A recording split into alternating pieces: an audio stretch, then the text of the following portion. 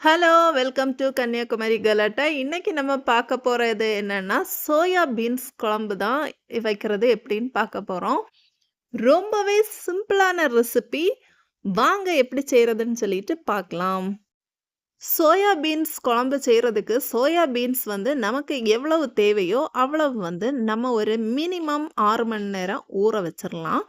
நான் அந்த மாதிரி ஊற வச்சு எடுத்துட்டேன். இனி நம்ம டைரக்ட்டா குக் பண்ண ஸ்டார்ட் பண்ணிரலாம். நான் வந்து ஒரு பேன்ல எண்ணெய் சேர்த்து வெங்காயம், சின்ன வெங்காயம் இருந்ததுன்னா, சின்ன வெங்காயம் சேர்த்துக்கோங்க. நான் பெரிய வெங்காயம் 2 மீடியம் சைஸ் பெரிய வெங்காயம் தான் சின்னதா நறுக்கி இதில சேர்த்து நல்லா இத வதக்குறேன். வெங்காயம் சீக்கிரமா வதங்குறதுக்காக நம்ம உப்பு வந்து சேர்த்துக்கலாம். உப்பு சேர்த்துட்டு நல்லா இத வதக்கி விட்டுறலாம். வெங்காயம் வதங்கி கலர் மாறுறது வரைக்கும் நம்ம வந்து வதக்கி விட்டுட்டே இருக்கலாம். வெங்காயம் கலர் மாறி வர்றது உங்களுக்கு பார்த்தாலே தெரியும். அப்போ ஓரளவுக்கு வெங்காயம் நல்லா வதங்கிருச்சு. இனி இந்த சமயத்துல கொஞ்சம் சீரகம் வந்து நான் இந்த வெங்காயத்திலேயே சேர்க்கிறேன். சீரகத்தை இப்படி டைரக்ட்டா சேர்க்கிறது பிடிக்காதவங்க வந்து கொஞ்சம் அரைச்சே சேர்த்துக்கலாம். அடுத்ததா இது கூட பெருஞ்சீரகமும் நான் வந்து இதில சேர்க்கிறேன். நம்ம வந்து கொஞ்சமா சேர்த்தா போதும். நெறைய சேர்க்கணும்னு கிடையாது. ஜீரகமும் அப்படிதான். 1/4 டீஸ்பூனுக்கும் குறைவா தான் நான் இங்கே சேர்த்துருக்கேன். இந்த மாதிரி சேர்த்துட்டு நல்லா இத வந்து கிளறி விட்டுறலாம். ஜீரகமும், பெருஞ்சீரகமும் நல்லா வறுபட்டதும், நம்ம வந்து தக்காளி சேர்த்துறலாம். நான் இங்க ஒரு பெரிய தக்காளி கொஞ்சம் பழுத்ததா சேர்த்துருக்கேன். சின்னதா நம்ம நறுக்கி தக்காளியை சேர்த்துடலாம். சேர்த்துட்டு நல்லா இதையும் கிளறி விட்டுறலாம்.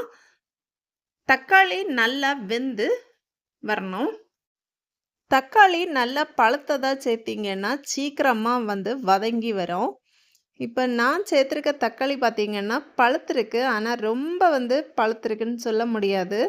அதனால் இது வந்து வதங்கிறதுக்கு கொஞ்சம் டைம் எடுக்கும். நான் இனி இதில் கொஞ்சம் கருவேப்பிலை இலைகள் கூட சேர்த்து இதுக்கு கூட வதக்குறேன். தக்காளி பார்த்தீங்கன்னா நல்லா வதங்கியிருக்கு. இதை வந்து நம்ம நசுக்கி பார்த்தாச்சுன்னா நல்லா நசுங்குது. இப்போ இந்த மாதிரி ஒரு ஸ்டேஜ் வந்ததுக்கு பிறகு தான் நம்ம வந்து என்னது வேக வச்சிருக்கிற சோயா பீன்ஸை இதில் சேர்க்குறோம். சோயா பீன்ஸ் வந்து நான் இங்கே 5 விசில் வச்சு வேக வச்சு எடுத்திருக்கேன். சோயா பீன்ஸை நல்லா வெந்திருக்கிறதுனால நிறைய நேரம் இது வந்து மிக்ஸ் பண்ணணும்னு கிடையாது. இனி வந்து தேங்காய் மசாலா வந்து ஆட் பண்ணி அரைச்சி வச்சுருக்கேன். அதை தான் நம்ம சேர்க்க போகிறோம். நான் இந்த தேங்காயில் என்னெல்லாம் சேர்த்துருக்கேன்னு பார்த்தீங்கன்னா, தேங்காய் அரை மூடியும், அப்புறம் மசாலா பார்த்தீங்கன்னா 1/4 டீஸ்பூன் மஞ்சள் தூள், அரை டீஸ்பூன் மிளகாய்த்தூள், அது காரத்துக்கு ஏற்ப, அதுக்கப்புறம் 1 டீஸ்பூன் மல்லித்தூள், காஷ்மீரி மிளகு சேர்க்கணுன்னா நீங்கள் சேர்த்துக்கலாம். அரை டீஸ்பூன் கரம் மசாலா கூட சேர்த்து தண்ணி விட்டு நல்லா அரைச்சி எடுத்து தான் நம்ம இதில் மசாலா சேர்த்துருக்கோம். இந்த மசாலா எல்லாம் சோயா பீன்ஸில் நல்லா மிக்ஸ் ஆகணும். தேவையான அளவு தண்ணி வந்து சேர்த்துக்கலாம். கொஞ்சம் குழம்பு வந்து கூடுதலாக வேணும்னா அதுக்கு தக்கன தண்ணி வந்து சேர்த்துக்கோங்க. நான் சோயா பீன்ஸ் வந்து நம்ம வேக வச்சு எடுக்கும்போது அதில் மீதி வந்த தண்ணியையும் வேஸ்ட் பண்ணலை. அந்த தண்ணியும் நம்ம வந்து இதில் சேர்த்துக்கலாம். அதுக்கப்புறமா மிக்ஸி ஜாரில் எப்படியும் நம்ம அரைச்ச விழுது வந்து ஒட்டிகிட்டு இருக்கோம். அதில் வந்து கொஞ்சம் தண்ணி சேர்த்து அதையும் கூட நான் இதில் சேர்த்துருக்கேன். இந்த மாதிரி சேர்த்து நமக்கு தேவையான அளவு குழம்பு வந்து குழம்புக்கு கரெக்டாக வந்து நம்ம எடுத்துட்டு இந்த குழம்ப கொதிக்க வச்சிடலாம். மீடியம் ஃப்ளேம்லே வச்சு குழம்ப நம்ம கொதிக்க விட்டுறலாம். இப்போது குழம்பு வந்து கொஞ்சம் நல்லா கொதி வந்துருச்சு பாருங்க. இந்த மாதிரி கொதி வந்துட்டுருக்கிற சமயத்தில் நம்ம கொஞ்சம் மல்லி இலைகளை வந்து ஃப்ரெஷ்ஷாக கழுவி கட் பண்ணி இதில் சேர்த்துடலாம். மல்லி இலைகள் சேர்க்கும்போது அந்த குழம்பு இன்னுமே வந்து நல்ல ஒரு மணம் கொடுக்கும். இனி நம்ம தண்ணி வந்து கொஞ்சம் கூட வற்ற வச்சிடலாம். இந்த மாதிரி கொதிச்சுட்டே இருக்கும்போது நமக்கு தண்ணி கொஞ்சம் கூட வற்றி குழம்பு கொஞ்சம் கட்டியாகும். அந்த மாதிரி சமயத்தில் நம்ம ஸ்டவ் ஆஃப் பண்ணிடலாம். அவ்வளோதான், நமக்கு சோயா பீன்ஸ் குழம்பு ரெடி ஆயிருச்சு.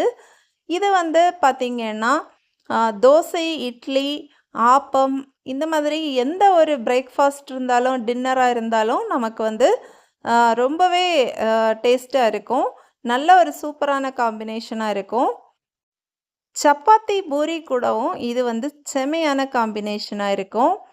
கண்டிப்பா இந்த சோயா பீன்ஸ் குழம்பு உங்க எல்லாருக்குமே பிடிச்சிருக்கும்னு நினைக்கிறேன். கண்டிப்பா நீங்களும் ட்ரை பண்ணி பாருங்க. வீடியோ பிடிச்சிருந்தா வீடியோ லைக் பண்ணுங்க. நம்ம சேனலை இதுவரைக்கும் சப்ஸ்கிரைப் பண்ணாம இருக்கீங்கன்னா, கண்டிப்பா சப்ஸ்கிரைப் பண்ணுங்க. நன்றி.